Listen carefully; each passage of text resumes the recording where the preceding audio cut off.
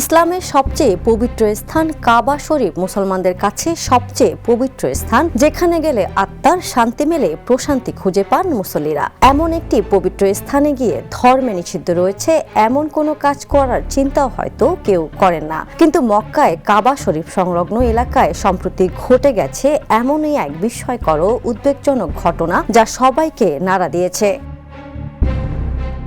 গত বৃহস্পতিবার এক ব্যক্তি ইসলামের সবচেয়ে পবিত্র স্থান কাবা শরীফ সংলগ্ন মসজিদে আত্মহানির চেষ্টা করেন। ঠিক ওই মুহূর্তে একজন সৌদি নিরাপত্তারক্ষী নিজের নিরাপত্তা ঝুঁকিতে ফেলে তাৎক্ষণিকভাবে তাকে রক্ষা করতে এগিয়ে যান। ওই নিরাপত্তারক্ষীর নাম রায়ান বিন সাইদ বিন ইয়াহিয়া আল আহমেদ। এ সময় তিনি নিজেও আহত হন। পরে ওই ব্যক্তি ও নিরাপত্তারক্ষী দুজনকেই দ্রুত হাসপাতালে নেওয়া হয়। তার সাহসিকতা ও মানবিকতায় আজ তিনি প্রশংসায় ভাসছেন।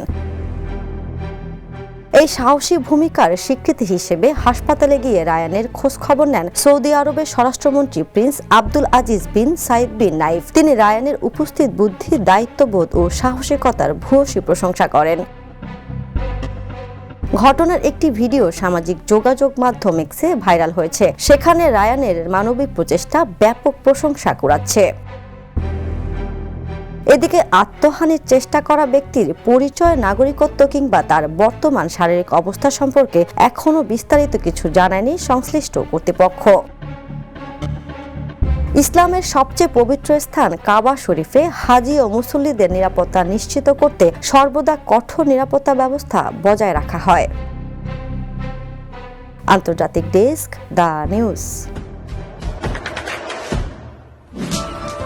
দেশে দেশে সবার সাথে দ্য নিউজ।